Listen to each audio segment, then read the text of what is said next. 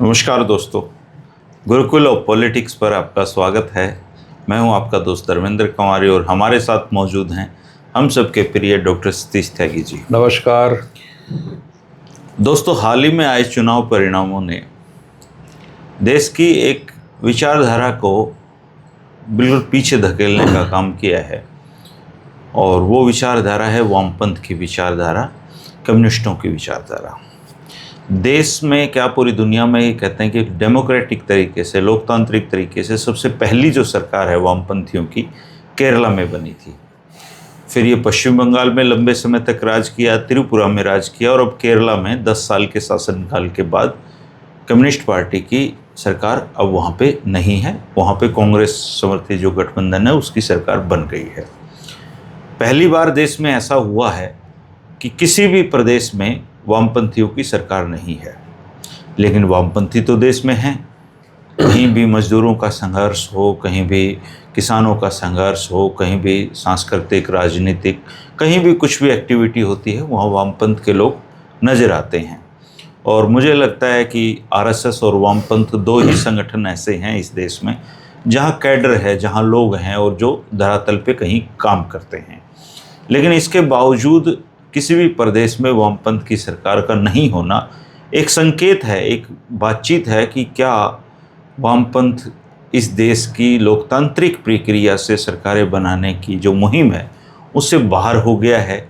उनका क्या भविष्य है और किस तरीके से उनका ये जो पूरा जर्नी है इसको कैसे समझा जा सकता है, इस पर आप भी कमेंट कर सकते हैं। डॉक्टर साहब जी, केरला में जो सरकार गई है इनकी, उसके बाद पूरे देश में ऐसा कोई प्रदेश नहीं है जहाँ वामपंथ की सरकार हो या फिर भविष्य में वो सरकार बनाने की 5-10 सालों में पोजीशन पे हो। क्योंकि पश्चिम बंगाल में ये गए तो ऐसे गए कि मतलब 3-4 सीटों पर आ गए। इसी तरीके से ये त्रिपुरा में गए तो वापसी नहीं कर पाए और अब केरला में ये चले गए हैं 10 साल राज करने के बाद। और केरला को तो ऐसा कहते हैं कि वो हर मानदंड पे बहुत एक उत्कृष्ट प्रदेश बन गया था। तो उस ऐसे समय में उनकी सरकार जाना, तो इसको हम इस पूरी जर्नी को कैसे समझें? देखिए, आपने अपने वक्तव्य में जो कहा कि विचारधारा की मौत हो रही है एक तरीके से, ये डिक्लाइन हो रहा है उस विचारधारा में। विचार कभी नहीं मरता। और मजे की बात यह है कि एक उदाहरण मैं आपको देता हूँ कि हमारे देश के नौजवान सब भगत सिंह के अनुयायी हैं आज की तारीख में।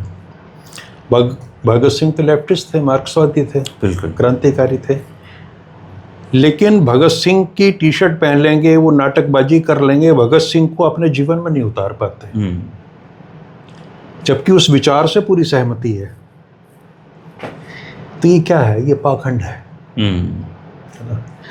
जहां इतने बड़े उच्च आदर्श हों, हमारे पूरा राष्ट्रीय आंदोलन की एक जो धारा थी क्रांतिकारी की, वो सब वामपंथ से प्रेरित। लेकिन मुझे जहां तक मैं समझाऊं, लेफ्टिस्ट तो देखिए पैदाइशी होता है आदमी। अच्छा, हाँ, हर आदमी पैदाइशी वामपंथी है।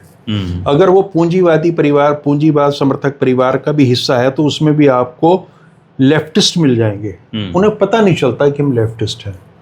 जब वो किसी अत्याचार का विरोध कर रहे होते हैं अपने परिवार में, तो वो लेफ्टिस्ट ही होते हैं।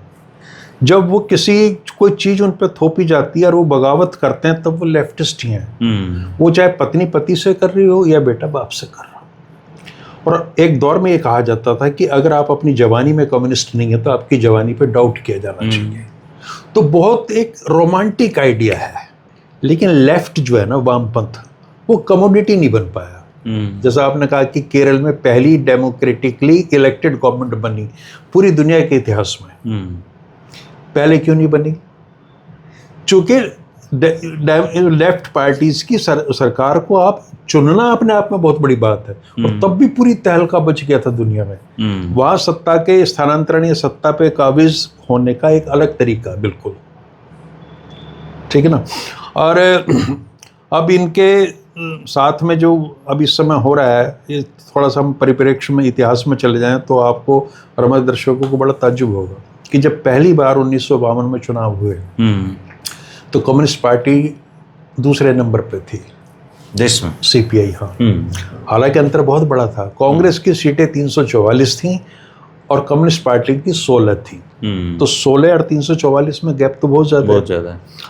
और बाकी सब इससे नीचे नीचे थे। आज की सत्तारूढ़ पार्टी जो पागल हो रहे हैं, उन्मादी हो रहे हैं इस समय, इनकी सीटें उनसे कम थी, 3 ही थी शायद, 2 या 3 मात्र, ठीक है ना। तो 344 और एक उस तरफ, लेकिन 16 सीट होते हुए भी कम्युनिस्ट पार्टियों का अपना एक महत्व था, क्योंकि उस दौर में बात संख्या पर आधारित नहीं होती थी, बात विचार की ताकत पे होती थी। और 1917 में चूँकि ये क्रांति हुई थी, रशियन रिवॉल्यूशन, तो हमारे देश में बहुत लोग, बड़ा राजनीतिक रुचि रखने वाले जो नौजवान थे, वो लेफ्ट से ही प्रभावित थे। जयप्रकाश नारायण जब अमेरिका से लौटे तो वो मार्क्स से ही प्रभावित थे पूरी तरीके से। He was a true communist. लेकिन यहाँ उनको ये लगा इन हालात में, या लोहिया जिस तरह की बात कर रहे थे समाजवाद की, इन हालात में उनको एक भारतीय संस्करण वामपंथ का चाहिए था। तो वो समाजवाद के रूप में आया। तो समाजवादियों की जो शक्ति है एक्चुअल में वो वामपंथ से ही निकलती है। अब लेकिन चूंकि वामपंथ का और धर्म का एक अजीब सा रिश्ता है, वो धर्म को खारिज करते हैं। आप जिस वैज्ञानिक चेतना की, टेम्परामेंट की बात करते हैं, वो तो लेफ्ट से निकला है। लेफ्ट में पाखंड नहीं है, लेफ्ट में धूर्तता नहीं है, मतलब लेफ्ट में वो चीज़ है ही नहीं जिसका कोई वैज्ञानिक आधार नहीं हो सकता। और हमारी सारी राजनीति आज की और आज़ादी के बाद की, वो सारी पाखंड पर आधारित है। तो हम एक विचार के रूप में लेफ्ट को कभी खारिज नहीं करते जी। आरएसएस और बीजेपी के आप आज की शब्दावली देख ली, वो क्या कहते हैं? अर्बन नक्सल, लिबरल, है ना, और भी कुछ अलग। अटैक कहाँ है? जेएनयू, पढ़े लिखे लोगों पे। इतिहास पे अगर उनका हमला होगा तो वो कहेंगे वामपंथी इतिहासकार। हमला भाजपा और आरएसएस का पूरी तरह से वैचारिक वहां पे है। कांग्रेस में किस पे हमला करते हैं वो? कांग्रेस जो मुख्य प्रतिद्वंदी दल है उस पर तो हमला करते नहीं, नेहरू को उठा कर लाएंगे वहां से, और वो भी सतही किस्म का हमला होता है। वैचारिक लड़ाई, चूंकि कांग्रेस के पास तो असल में कोई धारा थी नहीं, विचार था ही नहीं। उन्होंने लेफ्ट भी ले लिया, थोड़ा सा राइट ले लिया, थोड़ा सा समाजवाद ले लिया, मिला के एक वो कॉकटेल सी बना दी। अब वो उसके जो कॉकटेल के अंग थे वो धीरे धीरे अलग हो गए और बाद में कुछ बचा नहीं। तो मेरा ये स्पष्ट मानना है कि एक विचार के रूप में वामपंथ और लेफ्ट कभी मर ही नहीं सकता, क्योंकि ये स्वाभाविक है, नेचुरल है। कहते कि जवानी में आदमी लेफ्टिस्ट होता है, हाँ, और बुढ़ापे में आके वो कांग्रेसी हो जाता है। तो हमारे यहाँ जवानी में बीजेपी, हमारे यहाँ की जो व्यवस्थाएं हैं वो ऐसी ही हैं कि वो आज आप देखिए, हम मजाक करते हैं संघी, और जब हम संघी कहते हैं तो उसमें मजाक उड़ाना ही एक तरीके का। कांग्रेसी होते हुए भी हमारे कोई सम्मान का भाव, इज्जत का पैदा नहीं होता। आज भी अगर कोई एक शब्द है इस भारत की राजनीतिक शब्दावली में तो वो कामरेड है, जो सम्मान का भाव पैदा करता है। यानी कामरेड होना अपने आप में बड़ी बात है। और इन लेफ्टिस्ट लोगों ने जहाँ जहाँ सरकारें चलाई हैं, एक उदाहरण मुझे बता दो भ्रष्टाचार का। कहीं भी नहीं करते जी, लेकिन पसंद नहीं आते लोगों को ये चीजें।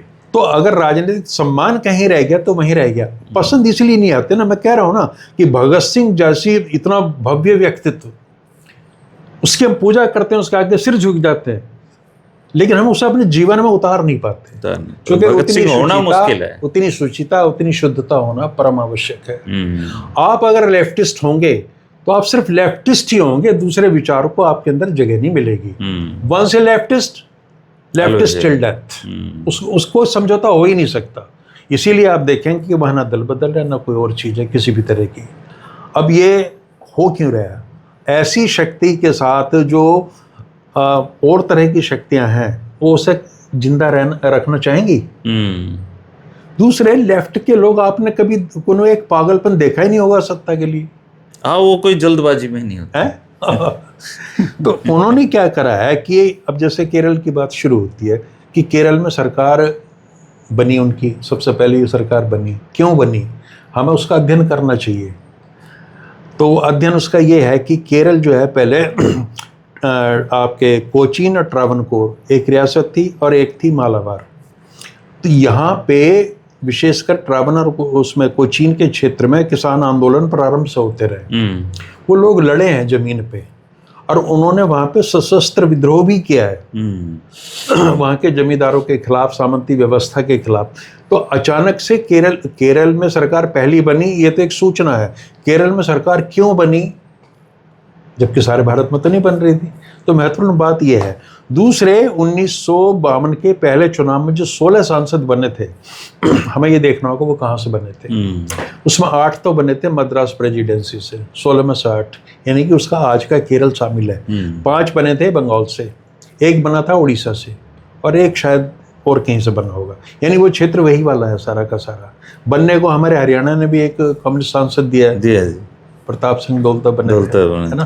तो और वो तो इतने प्रभावित थे, अपने बेटे का नाम ही उन्होंने बुल्गारिन रखा हुआ था। बाद में कांग्रेस से हो गया। तो मैं कह रहा हूँ विचार की व्यापकता वामपंथ की पूरे देश में, पूरी दुनिया में। वो पंजाब का बंटवारा किताब पढ़ रहा था इश्तियाक अहमद की। एक दौर में देश में आजादी से पहले कांग्रेस में ही एक संगठन होता था वामपंथी संगठन। बिल्कुल थे, कांग्रेस का पार्ट होता था वामपंथ एक दौर में। यहाँ पे कांग्रेस के जो हिंदू महासभा के लोग थे वो भी कांग्रेस के पार्ट थे। एक्चुअली में कांग्रेस कभी पार्टी तो थी ही नहीं। ये जो यहाँ के झूठे प्रचारक हैं जो ना, इनको पता ही नहीं, जैसे कहेंगे कांग्रेस की नींव एक अंग्रेज ने रखी थी, ये फैक्ट है।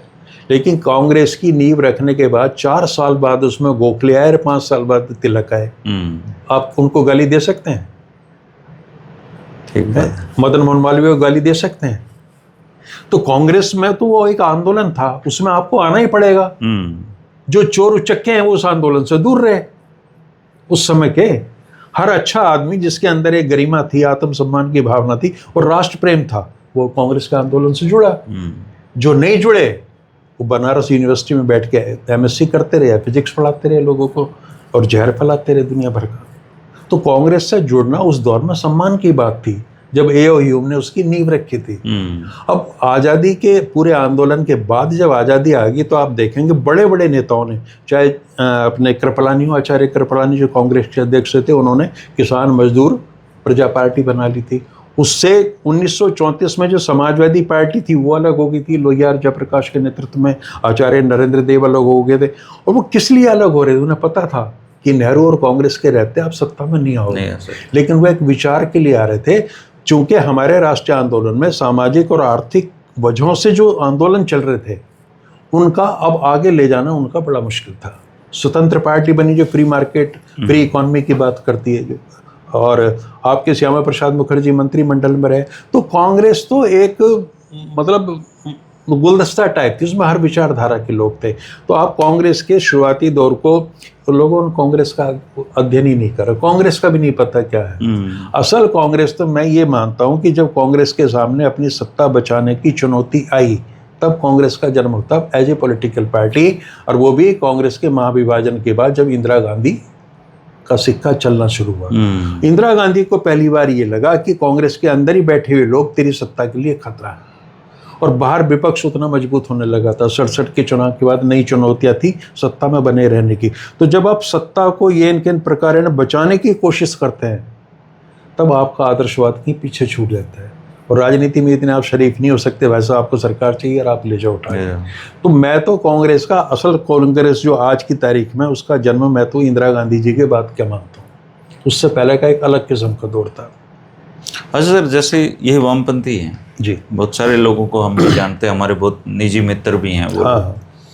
तो जब भी किसी गरीब गुरबे की बात आती है या फिर संघर्ष की बात आती है तो ये लोग पहुंचते हैं वहाँ पे। लेकिन अगर ये लोग चुनाव में खड़े होते हैं तो फिर लोग इनको नहीं चुनते, क्या वजह है सर? वही मैं बता रहा हूँ ना कि पहले तो हमारे यहाँ एक ये हो गया कि जीतने की क्षमता चेक की जाती है कि अगर ये इस पार्टी से आ रहा तो इसकी जीतने की संभावना है। वामपंथी पार्टी से आ रहा तो उनको लगता है कि भाई उससे खारिज नहीं कर रहे, उनको वो ये कहते हैं कि ये जीतेगा तो नहीं, तो क्यों वोट खराब किया जाए। इवन जो कॉमरेड हैं, जो लेफ्टिस्ट लोग हैं, वो उनका कैंडिडेट नहीं होते सब जगह, तो फिर वो किसको वोट देते हैं? मान लीजिए रोहतक लोकसभा क्षेत्र में वामपंथी पार्टी का प्रत्याशी नहीं है, तो किसी को तो वोट देगा वो। तो ये पक्का है 100% नहीं 1000% मैं कह रहा हूँ, बीजेपी को वोट नहीं देगा जी, किसी भी सूरत में नहीं देगा। यानी कि वो सेकुलरिज्म के लिए खड़ा है, जिसे ये RSS वाले कहते हैं ना सेकुलर पता नहीं क्या बोलते हैं, वो इन्हीं के लिए। यानी गालियां जितनी भी RSS कर बीजेपी के शब्दकोश में है वो सब इस विचार के लिए है ना। JNU पे सारा अटैक आप देख लीजिए, अब दिक्कत ये आती है कि मान लिया बर्बाद कर दिया। एक सितारा उभरा भारत की राजनीति में अभी पिछले 4-5 वर्षों में, कन्हैया कुमार, कम्युनिस्ट पार्टी का आदमी था, वहाँ मूवमेंट से निकला, बहुत जबरदस्त वक्ता, सारी चीजें।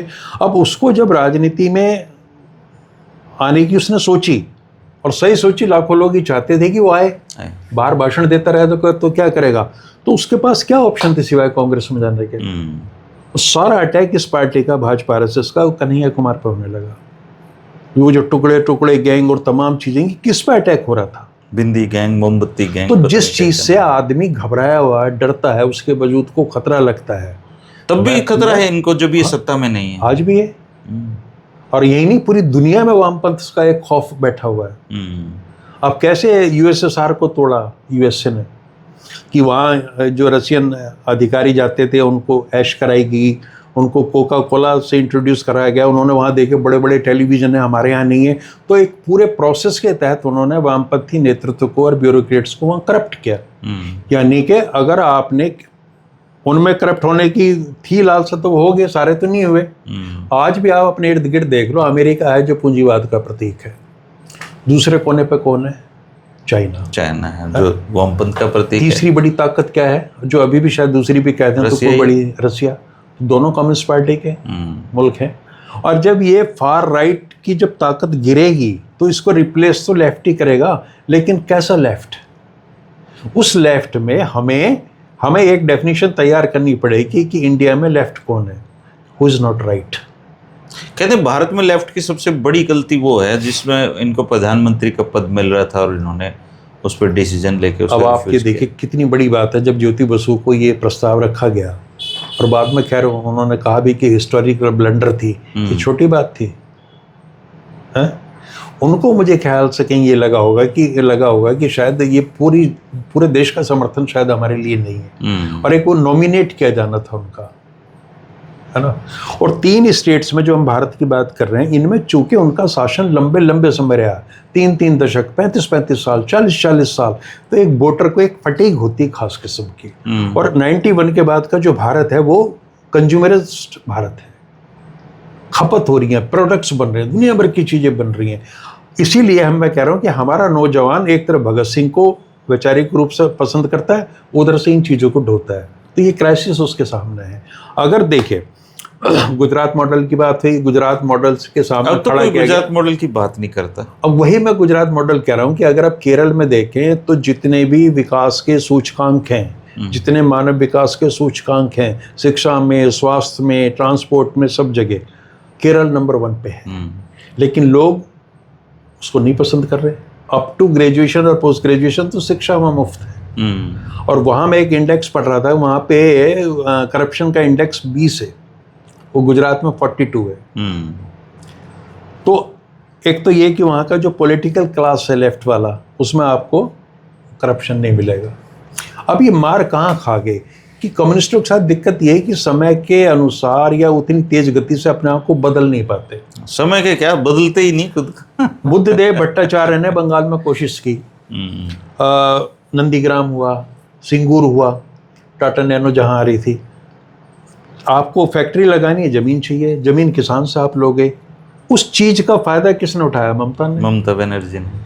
यानी अगर बुद्धदेव भट्टाचार्य ने ये सोचा कि इंडस्ट्रियलाइजेशन जरूरी है, तो उसको चुनौती किसने दी? तब भी लोग नहीं समझ रहे, ममता बनर्जी उस चीज का फायदा उठा रही है। यानी लेफ्ट का इलाज क्या निकला? एक और उग्र लेफ्ट, और वो नकली था लगभग, चूंकि वो हालात से पैदा हो रहा था, कोई अंदर से तो आ नहीं रहा था। आप लेफ्टिस्ट होने के लिए आपको पढ़ा लिखा होना जरूरी है, आपको समझदार होना पड़ेगा।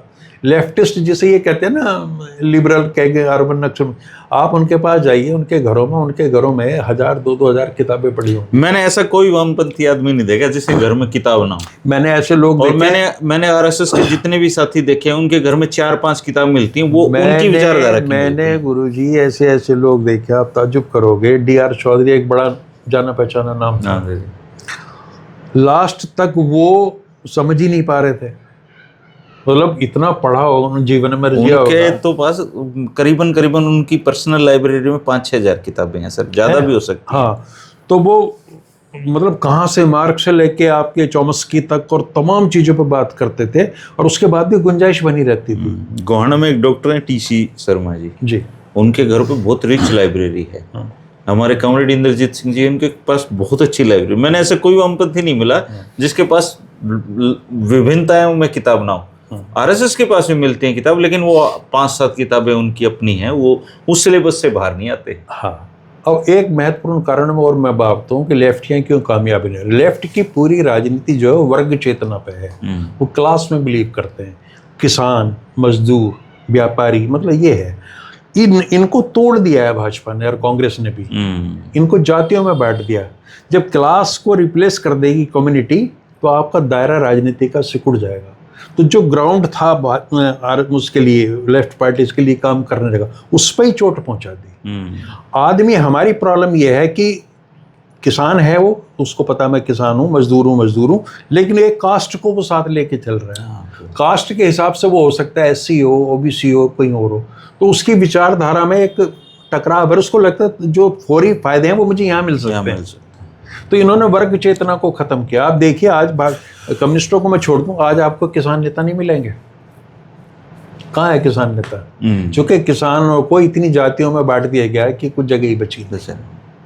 तो ये जो वर्ग चेतना और इसकी कम्युनिटी वाली बात है, ये भी एक बड़ी महत्वपूर्ण चीज़ है। और इतने छोटे समय में हम लोग, ये बताओ, जहाँ साम्यवाद को समझने के लिए आपको दशक चाहिए और इतना गहरा अध्ययन चाहिए, हम इस छोटे से कार्यक्रम में उसकी क्या बात करेंगे? संभव ही नहीं है। तो वो एक बड़ी वाइडर कंसेप्ट है।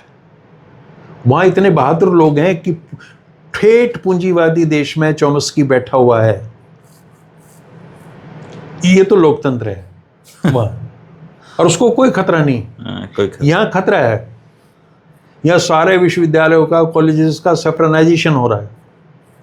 सब में शाखाएं लगानी शुरू कर दी हैं, सारी चीज़ें हैं। और मज़े की बात है कि शाखा में भी वहाँ वो लोग जाएंगे और वो प्रोफेसर जाएंगे जो वामपंथ से अंदर कहीं प्रभावित है। चूंकि वामपंथ का आप विरोध कर ही नहीं सकते। अगर आप वामपंथ का विरोध कर रहे हैं तो आपके मनुष्य होने का विरोध है। इन्होंने क्या साजिश करी है? ये कह दिया वामपंथी धर्म के खिलाफ है, वामपंथी धर्म के खिलाफ है, वामपंथी इंडस्ट्री के खिलाफ है, अफीम है, वामपंथी चाइना के नजदीक है। ऐसे कई तरह के कॉन्सेप्ट। अब इंडस्ट्रियलाइजेशन जितना चाइना का हुआ, जिस गति से हो रहा है, वो तो कम्युनिस्ट देश है। तो उसने अपने आप को चेंज किया है कुछ चीज़ों में। चाइना में मैं पढ़ रहा था, चाइना का अमेरिका की तुलना, कि 90% लोगों के पास चाइना में अपना घर है। अपना घर, जो हमारे मोदी जी के ना, सबके पास 2000 अपना घर होगा, तो इनका घर तो होना जाना नहीं है। उन्होंने 150 करोड़ की लगभग आबादी में, भारत से भी ज़्यादा आबादी उस समय थी, 90% लोगों को घर दे दिया। ये लेफ्ट है, समझे? और वो अनुशासन में जीवन जीते हैं, शानदार जीवन जीते हैं। एक वीडियो में देख रहा था, उसमें बता रहे थे कि अमेरिका में आप बैठे हो तो आपका सामान कब चोरी हो जाए या कब लोग आपकी विंडशील्ड तोड़ के कार में चोरी कर लें, चाइना में आप कल्पना नहीं कर सकते। कोई चोरी नहीं है, कोई चोरी चक्के है नहीं। तो वही है, अगर आपने भ्रष्टाचार में, पाखंड में और इसमें उपभोक्तावाद में और मौज मस्ती में ज़िंदगी गुजारनी है, अश्लीलता के साथ गुजारनी है, तो चॉइस आपकी है, वो भी आपकी तरफ है। और अगर आपने मनुष्य की करुणा को देखना है, दुख दर्द को देखना है, मैं तो हमेशा ये कहता रहूँ, और मैं कहता क्या हूँ, मैंने पढ़ा है कि इस दुनिया का पहला मार्क्सवादी जो है, कम्युनिस्ट था, वो कबीर था। कबीर है, नानक थे, बुद्ध थे। इसीलिए आपने देखा होगा कॉमरेड ना लास्ट में आकर बुद्ध को पढ़ने लगते हैं, क्योंकि हमने एक अपना देशज, अपने अंदर का वामपंथ पैदा किया हुआ है। कर लेना चाहिए समय के अनुसार, चीज़ों के हिसाब से। तो वामपंथी होना बुरी बात नहीं है। हाँ, मजाक में आप कह सकते हो वामपंथी का मतलब है कि जो उल्टा चले। असल में वो उल्टा नहीं, सीधा वही चलता है।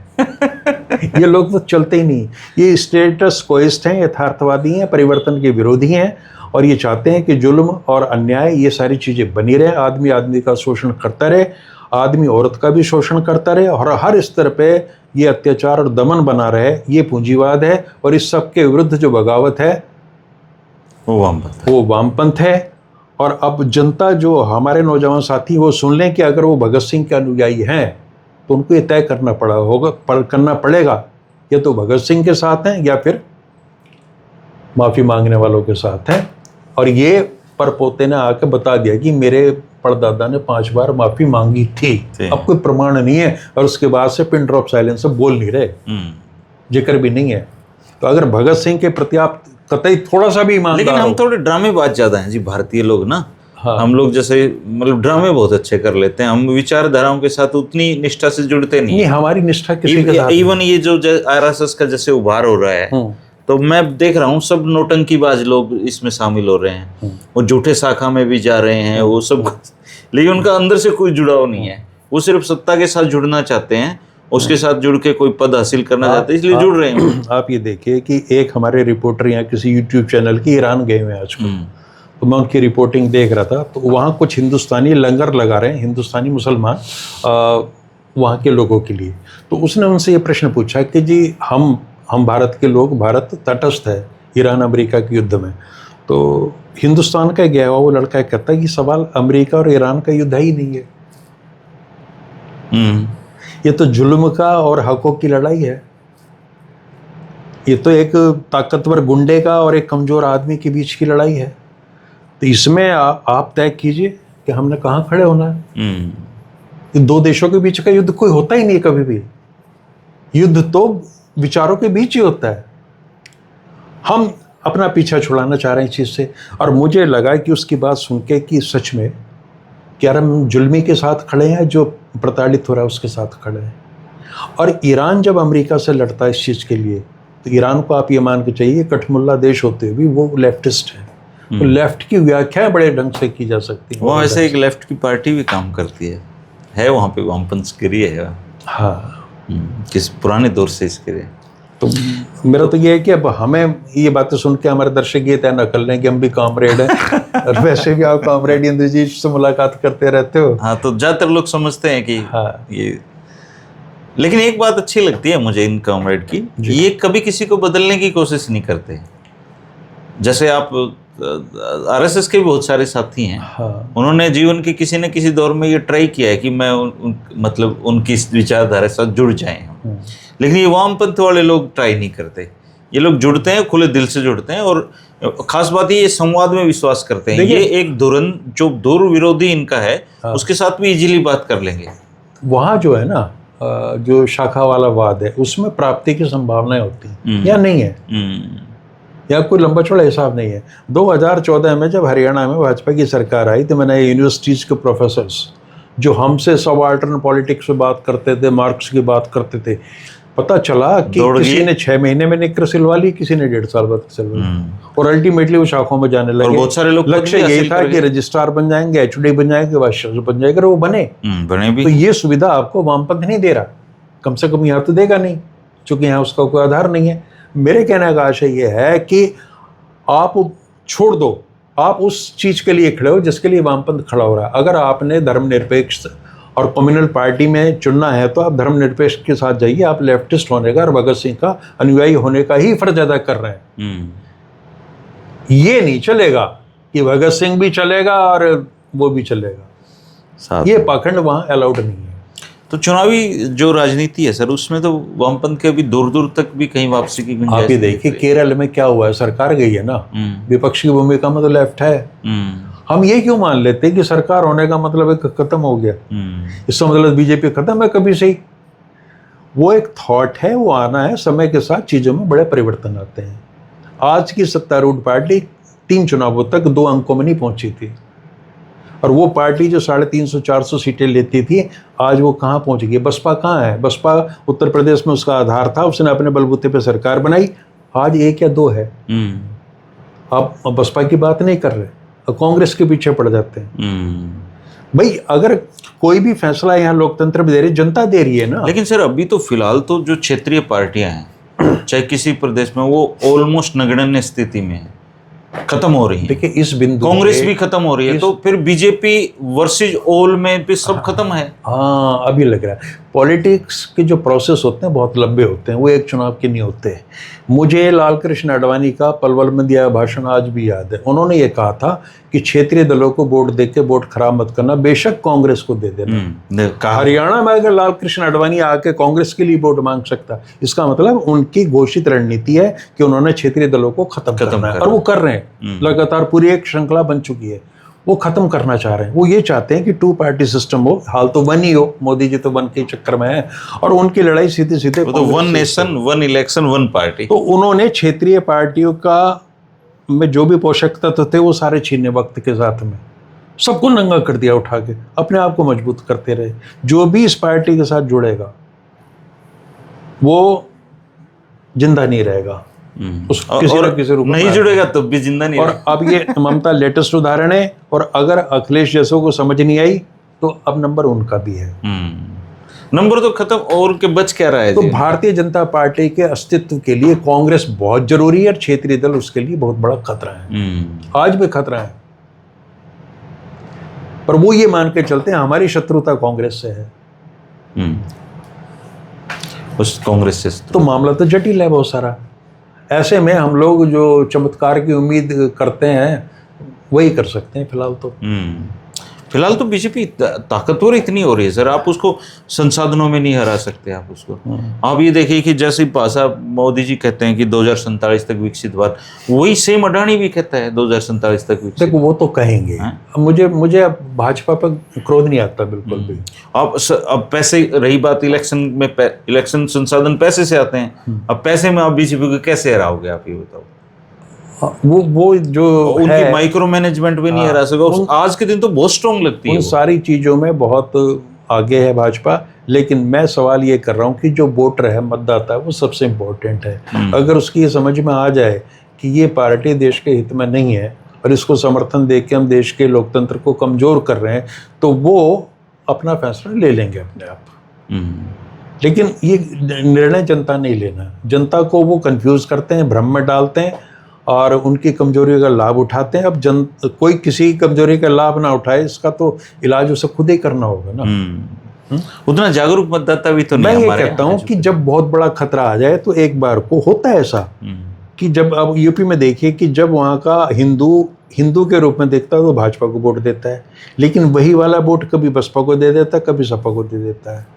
तो आपको ये लग रहा है कि मेरी आइडेंटिटी पॉलिटिक्स से ज़्यादा जरूरी इस समय देश को बचाने की है, तो अपने फिलहाल मतभेद मिटाओ और बड़े मिशन के लिए काम करो। 1-2 चुनाव के बाद फिर कर लेना भाई, ये बहुत जरूरी है, तो इसको अब बाद में भी तो कर सकते हो, कैरी ऑन। तो वक्त के साथ सारी चीज़ें चलती हैं, तभी लोगों को समझना पड़ेगा। और मैं तो ये मानता हूँ कि ये सारी जो प्रोसेस चल रहा है चुनावों के, इससे कहीं ना कहीं जनता में समझ पैदा हो रही होगी, है ना। मुश्किल है थोड़ा सा सर, देखिए, क्योंकि हमारी जनता की अलग अलग वैरायटी होता है हमारे पास जनता में ना, जाति, धर्म, संप्रदाय, गोत्र, फिर क्षेत्र, फिर भाषा। हम कभी एक किसी उस पर राष्ट्रीय मुद्दे पर चुनाव कहाँ लड़ते। आपदा में इकट्ठा हो भी सकते हैं, लेकिन हमें सावधान रहना पड़ेगा कि आपदा में अवसर खोजने वाले भी पैदा हो गए। आपदा तो है, लेकिन वो अवसर खोज रहे हैं वहाँ। आपदा कोई लाता है अवसर को फायदा कोई, और आपदा भी खुद ले आते हैं, अवसर भी खुद पैदा। देखिए ना कितनी आप भाजपा की तैयारियों की बात कर रहे हो। मैं कहता हूँ उनको पता था कि हमने चुनाव जीतना है, तो बंगाली कुर्ता और धोती पहले तैयार थे, पहले थी, देख लो आप, पहले से तैयार है। और अगर बाई दी वे केरल जीत जाते तो जो केरल की वेशभूषा वो भी होती। 4 दिन लगातार आते पार्टी कार्यालय में, एक बार असम के लिए और पुडुचेरी साथ कर लेंगे, फिर बंगाल के लिए। अभी ये फोकस करेंगे, जैसे उनका 3 लोग जीते हैं केरला में। अब इनको घुसने का रास्ता तो मिल ही गया। आप उनकी व्याख्या देखिए, गंगोत्री से गंगा सागर तक, इन शब्दों पे ध्यान दीजिए। पहले कहते थे हिमालय से लेकर समुद्र तक, समुद्र पर्यंत भारत भूमि। अब बोले गंगोत्री से गंगा सागर तक आ गए, और जो नक्शे दिखाए जा रहे हैं कि वो सारा भगवा हो चुका है। अब बचा ही क्या, ये भी देर सवेर, ये भी जैसे अभी इनकी सरकार हिमाचल में है कांग्रेस की, जाएगी सर, वहाँ तय है जाना। अब तो खतरा ये हो रहा है कि जो टीएमसी के राज्यसभा के सांसद हैं, तेलंगाना में भी इनका कोई, कर्नाटका में भी ये जाएंगे सर, वहाँ पे सस्टेन नहीं कर पा रहे ये, मतलब बीजेपी छोड़ेगी ही नहीं इनको। पूरा भगवा तो पूरा देश में होना ही है इनका। मैं कहता हूँ जितनी जल्दी हो जाए उतना अच्छा। और ये चाहे तो ये जो विजय अभी एक्टर जीता है, इसका पूरा भाजपा में विलय नहीं करा देंगे, तो किसी को भी तोड़ लो आप, कहीं भी कर लो। जब आप धन के ताकत पे राजनीति कर रहे हैं तो कुछ भी हो सकता है, और धन आपके पास अपार है। अब तक ये बहम थे लोगों के कि आप बीजेपी के सामने, बीजेपी की रणनीति मतलब उतनी मजबूत रणनीति बना के चुनाव नहीं लड़ती कांग्रेस। ममता ने तो वो भी करके देख लिया। नहीं, रणनीति अब क्या है, आप ये बताओ कि 50-50 साल से कांग्रेस उन प्रदेशों में नहीं, आप उससे क्या उम्मीद कर रहे हो? ना ऑर्गेनाइजेशन है ना कुछ और चीजें, और जहाँ पे थोड़ी बहुत ताकत है वहाँ पे सेंध मार रखी है। अब इनकी हरियाणा में थी, हरियाणा में भी नहीं बढ़ने दी इनकी, बिल्कुल नहीं बढ़ने देते, यही हाल है। वामपंथ को बेचारे को क्या कहें, फिर वामपंथ का तो और भी मतलब पर वामपंथी, वही मैं कह रहा हूँ कि वो सत्ता में है तो ठीक है, नहीं है तो नहीं ठीक है भाई। पर वो लड़ तो रहे हैं, वो लड़े तो गए। मुझे तो आज कमाल होती है कि यहाँ खेत मजदूर यूनियन है, फलानी यूनियन ढिमकानी है, वो अपने 15-20 लोग लेके ही लाल झंडा चल पड़ते हैं, जबकि पता कुछ हासिल नहीं होना। भाई भाजपा का कैडर तो ये देखता है ना कुछ मिलेगा, यहाँ तो कुछ मिलने वाला ही नहीं है, तो चने खाने और झाल मुड़ी, क्या था वो झाल मुड़ी खानी है। कामरेड तो आपको एक कप चाय पिला दें तो ये भी बड़ी बात है। हाँ सही बात है। दोस्तों, वामपंथ भले ही इलेक्शन पॉलिटिक्स से हट गया हो या हटता हुआ दिखाई दे रहा हो या हारता हुआ दिखाई दे रहा हो, लेकिन ये सत्य है कि विचारधाराएं कभी मरती नहीं। और मैं एक अपने एग्जाम्पल के साथ बात ख़त्म कर रहा हूँ। जब मैं स्कूल में हिसार में पढ़ने के लिए गया तो मैं जो सबसे पहला जो संगठन था वो कुछ SFI के साथियों के साथ जुड़ा सर। तो वो लोग बताते थे कि देश में RSS नाम का एक संगठन है और वो ऐसे ऐसे धर्म की राजनीति करता है और देश में वो सांप्रदायिकता ले आएगा। तो तब तक हमने RSS का नाम ही नहीं सुना था। तो मैं बैठा बैठा सोचता रहता था कि यार RSS का कोई नाम भी नहीं और ये उससे डर रहे हैं। फिर मैं जब कॉलेज में गया तो ABVP के कुछ साथी जुड़ गए, उनके साथ 1-2 प्रोग्रामों में गया तो वो कहते थे कि लेफ्टिस्ट देश पे कलंक हैं और लेफ्टिस्ट एक ऐसी विचारधारा है जो किसी भी राष्ट्र को बर्बाद कर सकती है। तब मैं ये सोचता था ये लेफ्ट से डरे हुए हैं, जबकि लेफ्ट का तो हमारे यहाँ तो कोई था भी नहीं कुछ भी। लेकिन अब देखो आप, आज भी ये RSS वाले लेफ्ट से ही डर रहे हैं। चलिए एक रहस्य उद्घाटन मैं भी कर दूं कि 69 और 1970 में मैं बाल स्वयं सेवक रहा हूँ, RSS की शाखाओं में मैं गया हूँ, समझे। और ये मेरे सब जूनियर हैं, इवन अमित शाह भी मेरे से जूनियर है RSS में। पर आपको कोई पसंद तो नहीं करेगा ना? नहीं, वो मेरा क्योंकि आपको पद के लिए तो गए नहीं, अब मेरी कोई समझ नहीं थी। और अब मैं बहुत खुश होता हूँ कि प्रभु ने मुझे बचा लिया। तो मेरा संघ प्रवेश वर्ष जो बात है ना, संघ वर्ष, वो 1969 है। खैर दोस्तों, विचारधाराएं कहते हैं कभी नहीं मरती और ये राख में दबी हुई चिंगारी की तरह हैं, कब वो सुलगा दें उसको पता नहीं चलता। इसलिए RSS आज भी लेफ्ट से डरती है। और जब RSS के लोग सत्ता में नहीं आई थी BJP, तब भी लेफ्ट के लोग RSS से डरते थे कि कहीं ये सत्ता में ना आ जाएं। तो ये डर हैं और ये डर कहते हैं कि डर अंदर से निकलने होते हैं। तो अभी जो चल रहा है देश में उसको लेकर मायूस भारत की राजनीति बहुत विचित्र है। BP सिंह की सरकार को राइट और लेफ्ट दोनों कंधों ने उठा रखा था। हाँ, राइट और लेफ्ट दोनों ने, देख लो आप। तो आप इस बारे में क्या कहेंगे, कमेंट करके जरूर बताना। शुक्रिया, नमस्कार। नमस्कार।